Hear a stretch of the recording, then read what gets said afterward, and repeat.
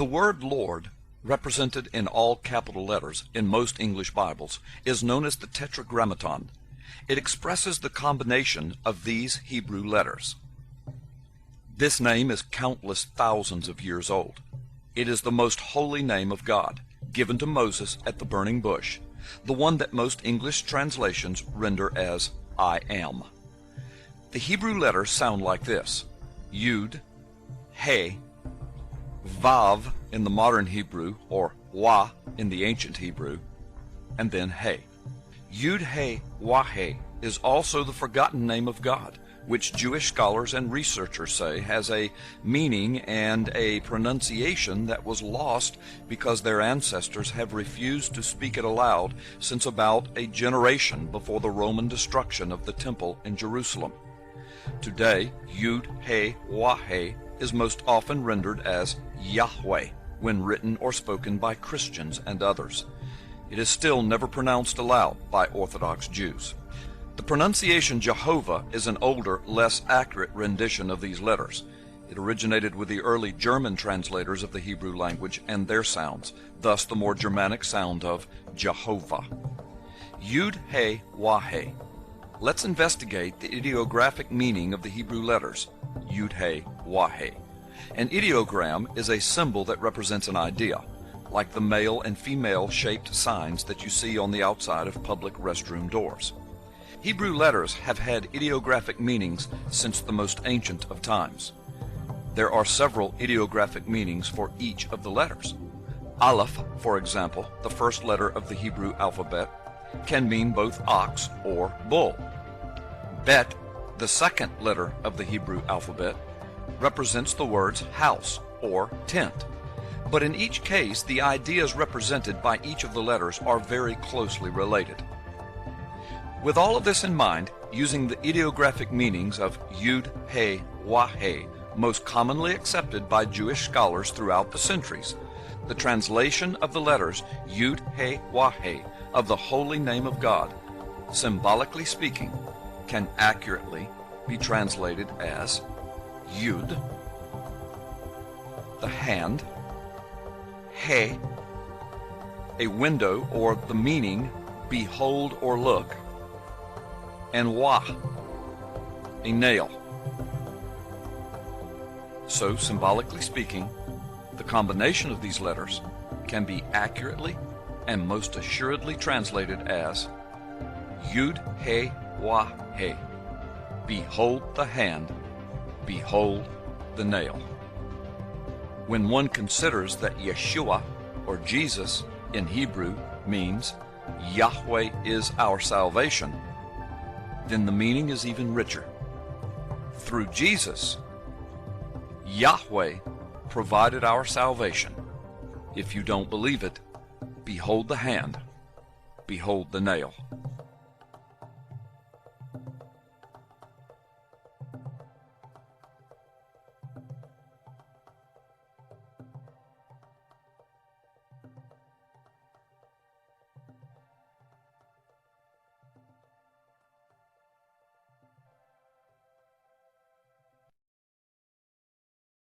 오늘 주님께서 주시는 본문 말씀 요한계시록 20장 6절에서 8절,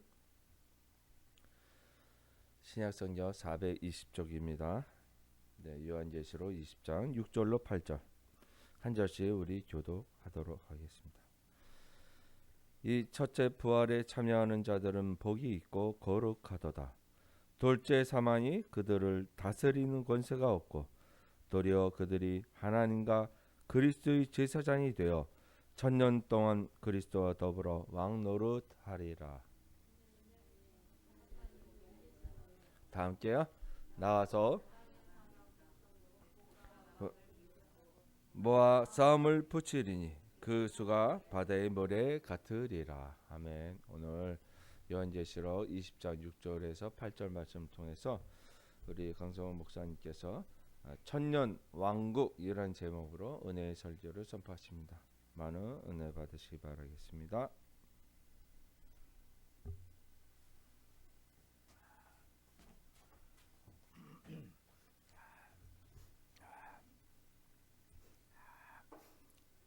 천년왕국에 대한 말씀은 여러분들이 많이 들어보셨고 또 관심을 가졌던 그 내용 중에 하나이라고 생각합니다. 천년왕국이란 무엇인가 하면은 기독교 종말론적 이론입니다. 기독교의 종말이 어떻게 이루어지느냐 하는 것이에요. 마지막 기독교 종말은 예수님의 재림으로 시작이 됩니다. 예수님의 재림으로 시작을 해서 예수님이 지상에 재림을 하게 되고, 그리고 그 예수님이 직접 천년 동안 이 나라를 다스리게 됩니다. 그러게 되면은 이 세상에, 이 지상에는 두 종류의 성도가 생기게 됩니다.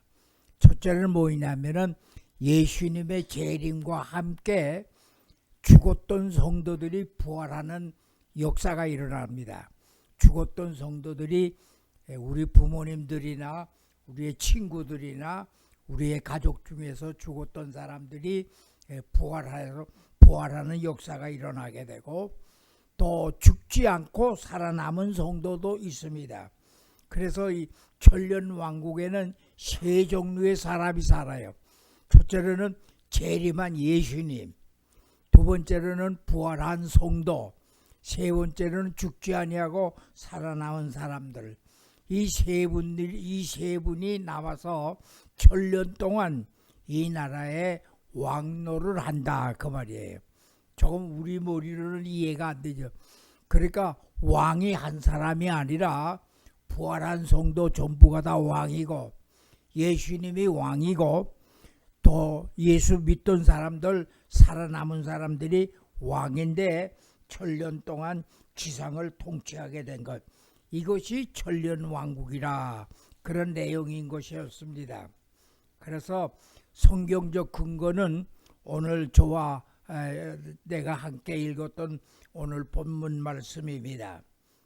그래서 이때의 사탄은 결박을 당해서 지옥으로 가 있어요. 이때의 사탄, 모든 마귀 역사는 전부 결박을 해서 지옥에 갖다 가두게 되고, 이 지상에는 범죄가 없습니다. 그야말로 파라다이스예요. 지상 낙원을 이루게 되는 것이에요. 이 천년왕국에 대해서는 세 가지 설이 있습니다. 첫째로는 전천년설, 여러분들이 들어봤던 얘기일 거예요. 두 번째로는 후천년설, 세 번째로는 무천년설, 천년이 없다, 이런 세 가지 설이 있습니다.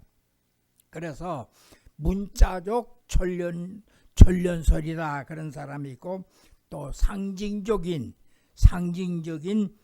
천년이다.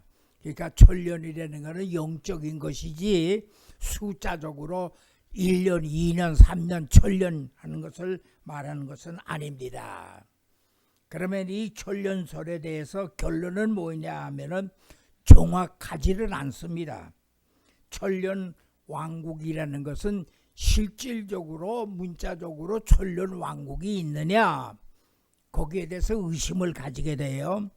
또 이거 천년이라는 것은 없고, 그건 영적인 상태를 말하는 것이다. 그러면서 그 영적인 상태라고 하는 주장하는 사람들 중에 많은 사람들이 라틴어의 천년이라는 것은 밀레옴인데, 라틴어로 천년이라는 건 밀레옴인데, 이 밀레옴이라는 말은 숫자적으로 천이라는 말도 있고, 또 이것은 무한이다, 무한, 영원을 상징하는 것이다. 그래서 이 천년왕국이라는 것은 영적인 상태지 실질적으로 문자적인 천년왕국이 있는 것은 아니다. 이렇게 보는 신학적인 견해가 있는 것입니다. 그래서 이 천년왕국에 대한 견해는 보수파, 진보파가 없어요. 보수파, 진보파가 무천년설을 믿는다고 해서 무천년설이 진보파고, 전천년설을 믿는다고 해서 그것이 보수파다, 그렇게 할 수가 없어요. 보수파 중에서도 무천년을 믿는 사람이 있습니다. 내가 신학교 다닐 때에 우리 신학교 교장이 박형용 박사님이신데 한국의 아주 거장 보수파 목사님이고 신학자입니다. 근데 그분은 무천련설을 주장했어요. 보수파 목사님인데도. 그래서 이거는 무천련이라가 진보파고 그 불신앙이고 전천련설이 보수파요 진짜다 이렇게 얘기할 수는 없는 것이라. 그래서 천련설이라는 거는 천련왕국이라는 거는 좀 애매모호한 일들이 있습니다. 제가 오늘 설교하는 거는 이 천련왕국에 대해서 설교하려고 그런 것이 아니라 내가 이 오늘 설교하고자 하는 설교를 준비하다가 천련왕국에 대한 힌트를 내가 여기서 얻었어요. 그래서 이 말을 오늘 내 이 설교를 전하기 위해서는 서론적으로 이것이 존재해서 서론으로 말씀하는 것이 필요하겠다 해서 오늘 천련왕국이라는 것은 오늘 제목을 잡게 된 것입니다. 오늘 내가 설교하려고 하는 것은 무엇이냐 하면은 김치 먹는 나라가 최후 마지막 시대에 나라를 다스리는 주도권을 가진다 그 말이에요. 김치 먹는 나라가 이제 앞으로의 세계는 미국이 아니고 러시아가 아니고 중국이 아니고 무역이 있는 나라가 아니라 김치 먹는 나라 국민이 세상을 다스리는 주도권을 가진다 하는 그런 설교를 오늘 여러분들 앞에 하고 싶어서 오늘 이 말씀을 준비한 것이었습니다. 김치 먹는 나라 국민은 어떤 나라냐 하면은 결론을 말하면 한국이에요. 한국이 앞으로 세계를 주도하는, 세계를 통치하는, 세계를 다스리는 주도권을 가지는 민족이 된다. 그런 설교를 오늘 내가 여러분들 앞에 하고 싶은데 여러분들 속에는 강 목사님 좀 황당한 설교네요. 우리 한국이 지금 이 지경인데 어떻게 세계를 다스리고 러시아도 다스리고 중국도 다스리고 미국도 다스리고 구라파를 다스리는 주도권을 가진 나라가 될 수 있습니까? 어떻게 그런 설교를 준비할 용기를 가졌습니까? 그런 마음을 아마 여러분들이 가지게 될는지도 모르겠습니다. 하여간 제 설교를 여러분들 잘 들어보시면 좋겠어요. 한국은 어떤 나라냐? 한국은 보면은 세계를 다스리는 희망이 있는 나라요. 한국은 지금 이러다가 없어질 나라가, 이러다가 망할 나라가 아니고 한국은 주도권을 가지고 천년도의 이 세상을 다스리는 그러한 나라가 될 수 있을 것이다. 그런 것이었습니다. 그러면 오늘 이 말을 내가 어디서 힌트를 얻었느냐 하면은 오늘 파장을 일으키는 이 이론을 제기한 사람이 이스라엘 예루살렘 대학 성소학 교수입니다. 이스라엘 예루살렘 대학교 성소학 교수 이름은 다니엘 로젠버그입니다. 예, 다니엘 로젠버그 교수가 파장을 일으켜서 세계를 한번 파동을 일으키고 강 목사의 가슴도 움직여서 오늘 내가 여기 하나의 교회에 와서 말씀을 전하게 되는 대언의 말씀을 전할 수 있는 것도 있었어요. 이 로젠버그 교수가 이스라엘에 가면은 동굴이 많아요. 이스라엘에 가면 동굴들이 사해 쪽으로 이렇게 남쪽으로 건조한다 보면 동굴들이 많은데 동굴에서 두루마리 성경을 많이 발견을 합니다. 오늘 우리 성경의 이사야서 같은 것도 거기에서 발견한 거예요. 동굴에서 발견하는데 동굴에서 발견한 성서, 옛날 성경이죠. 두루마리라고 그래요. 양의 가죽에다가 적어가지고 양의 가죽을 돌돌 말아서 이스라엘 동굴에다 보서 몇천 년 만에 발견을 하는데 건조한 나라기, 더운 나라요. 건조한 나라기 때문에 부패하거나 뭐 곰팡이가 쓸거나 낡거나 하는 그러지질 않아요. 하나님께서 천연적으로 기후를 그렇게 만들어 놓고 성경을 보관하도록 해줬어요. 그래서 거기에서 발견한 두루마리를 읽다가 이 로젠버그가 발견한 것이 있는데, 그건 뭐냐면은 발효 음식을, 모세가 눈이 드러나면은 발효 음식을 먹는 나라 국민, 그 다음에 소금에다 절인 나라, 그리고 붉은 채소 그런 먹는 나라가, 그런 지혜가 있는 나라가 종말을 다스리고 종말을 통치하는 나라가 될 것이다. 붉은 채소, 소금에 절인 음식, 땅에 묻어놓고 보관하고 그래서 먹는 나라가 어느 나라냐 하면은 이런 민족이 앞으로 세계를 다스리게 되어준다. 이 발표를 들은 세계가 긴장을 했어요. 그래서 미국의 CIA가 조사에 나섰습니다. 각국의 정부 기관에서 조사에 나섰습니다. 마지막 결론은 뭐냐 하면은 미국을 비롯한 세계 정부가 뭐냐면은 그 나라는 한국이다. 소금에 절이고 그리고 붉은 채소로 그 다음에 발효시켜서 동굴에다가 보관해서 먹는 나라가 한국이다. 이렇게 해서, 근데 미국에서는 거기에다 앞으로 더 나가서 그 나라는 동방 끝이요, 극동아시아입니다. 동방 끝이요, 붉은 채소는 고춧가루를 말하는 것이고 소금에 절인다고 하는 것은 성숙시켜서 익혀서 먹는 나라가, 그 나라가 대한민국이다. 어느 누구도 부인하지를 못하고. 그런데 중요한 것은 뭐냐 하면은 그 로젠버그 교수가 한 번만 있어도 의심이 되지 않는데 그 두루마리 속에 7번이나 그 말이 반복해서 나온다. 쭉 나오다가 그 말이 한 번 나오고 또 쭉 나오다가 그 말이 또 나오고 또 쭉 내려가다가 또 그 말이 또 나오고, 이렇게 해서 7번 나오더라는 거야. 붉은 채소, 소금에 절인 것, 동굴에다가 보관해서 그 성숙시켜서 먹는 그 나라가 마지막 말세를 다스리는 민족이다. 극동아시아다. 7번이나 그래 나온다는 거예요.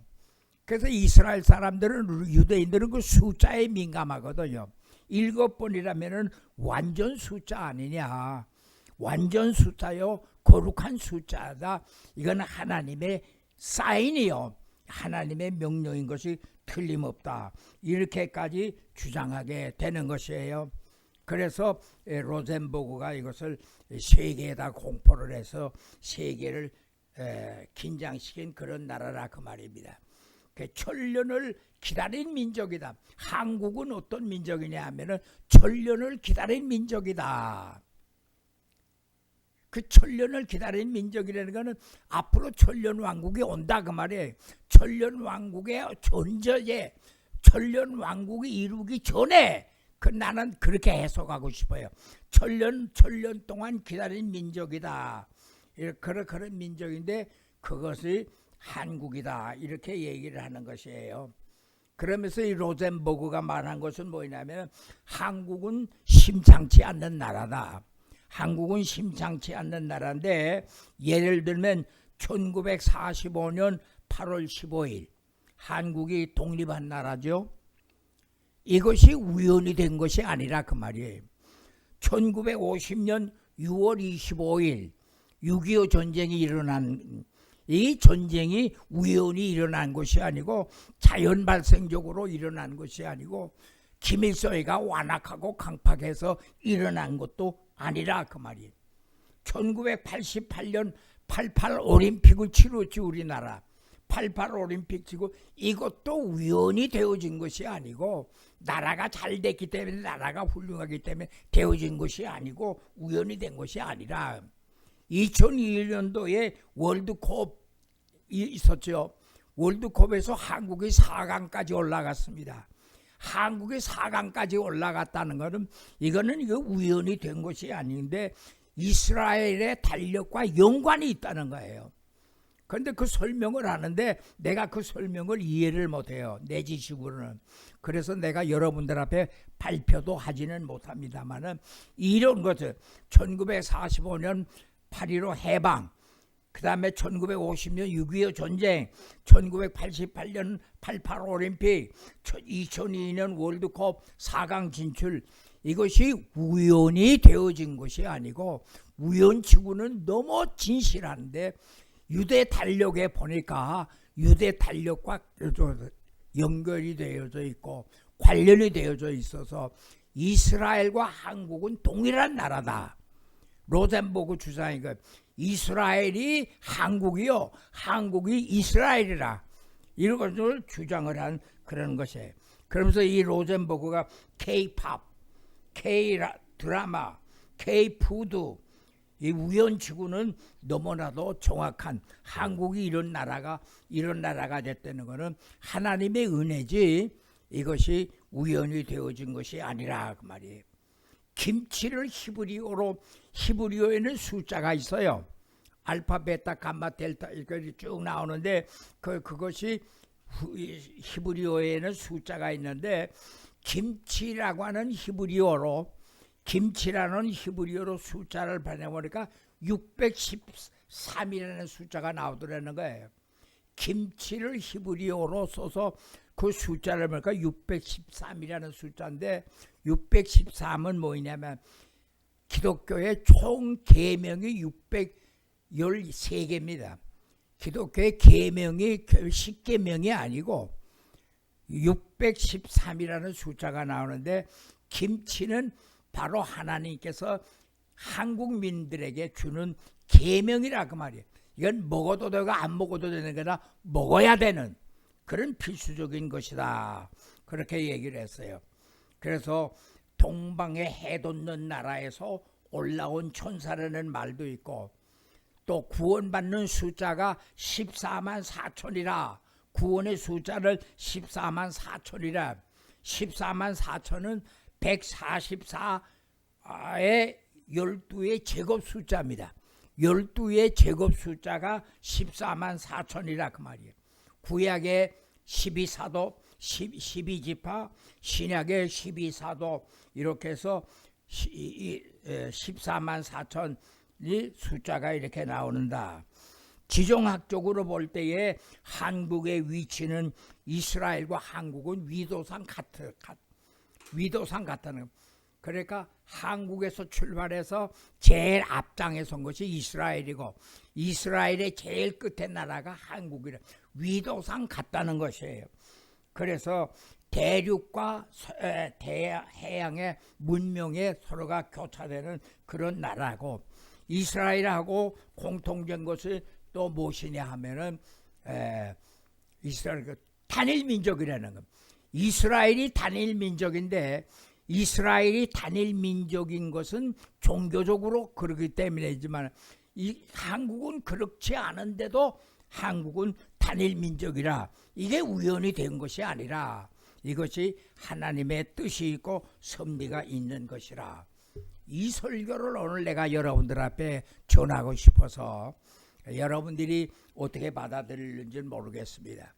그래서 앞으로의 세계를 다스릴 나라는 지금 오늘의 현실의 민주당, 국민의힘 이거 보고서 실망하지 마시고 앞으로 우리 민족은 김치 먹는 나라 백성으로서 발효시켜서 먹는 지혜 있는 나라 백성으로서 세계를 다스리는 주도가 있는 민족이라고 하는 것을 마음에 새기면서 나라를 사랑하는 마음을 더 간절하게 가지시고 나라를 위해서 좀 더 기도해 주시고 나라를 위해서 실망하지 않으시기를 바랍니다.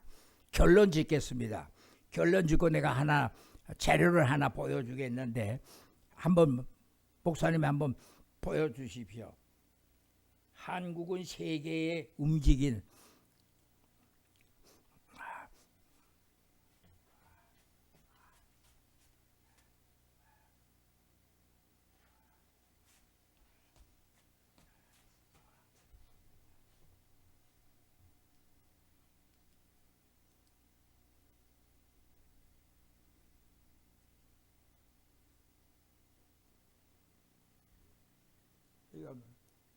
한국 없이는 전 세계는 움직이지 못한다. 요즘에 나온 카톡이에요. 한국 없이는 전 세계. 지금 우리가 한국이 미국이 주둔해주고 미국이 도와줘서 이렇게 사는 것 같지만은 앞으로 한국은 한국 없이는 세계가 움직이지 못한다는 거예요. 이 내용을 내가 읽어봤어요. 읽어봤는데 뭐냐면 한국이 지금 세계의 주도권을 가지고 있는 건 뭐냐면 한국의 배터리가 그렇게 유명하다고 힘이 있다는 거예요. 미국의 항공모함의 배터리가 한국의 삼성에서 만든 배터리라는 자. 이거 없으면 항공모함이 움직이지 못한다는 거예요. 그래서 웃기는 얘기가 또 거기도 나오는데 웃기는 얘기 뭐냐면 미군 철수해? 하려면 해봐. 빼가려면 빼가. 한국에서 그랬다는 거예요. 미국 주둔한 한국 사람 빼가. 트럼프에게 그랬대요. 빼가려면 빼가봐. 그렇게 얘기했다는 거예요. 그건 무슨 말이냐 하면은 미국에 있는 항공모함의 배터리를 우리가 빼간다. 그러면 항공모함이 움직이지 못해. 세계의 모든 핸드폰이나 세계에 있는 모든 배터리가 전부 다 한국 제품이고 한국의 허락 없이면은 움직이지 못한다는 거예요. 이건 뭐냐면은 오늘 내가 세계를 주도할 나라가 한국이라는 희망을 보여주는 나라라고 말해요. 또 하나 보십시다. 마지막으로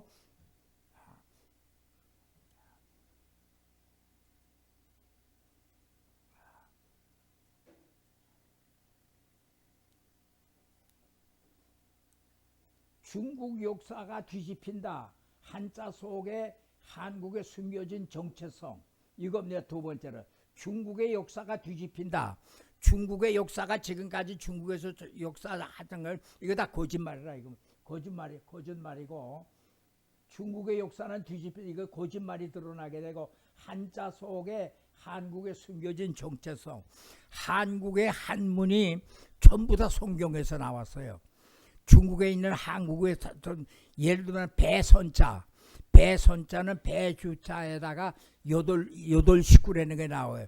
이건 노아의 방주의 여덟 식구. 그 이외에 많이 나옵니다. 나오는데 이것을 이 한자를 만들게 한 것이 동이민족이래요. 그 동이민족은 한국 사람입니다. 한국에도 동쪽에서 온 오랑캐라고 말이에요.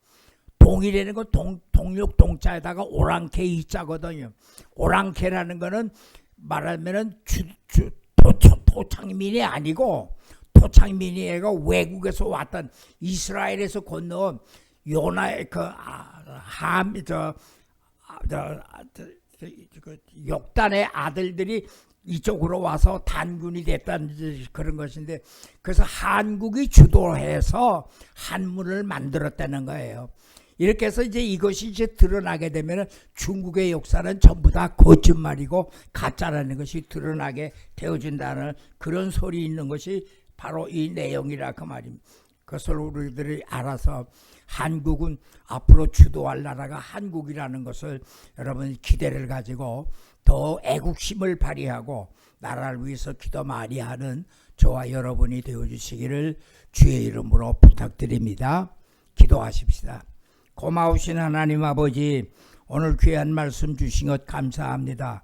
성령이 역사하셔서 이제 앞으로 세계를 주도할 수 있는 대한민국이 되어서 하나님을 영화롭게 할 수 있는 이 민족들이 되게 하옵소서.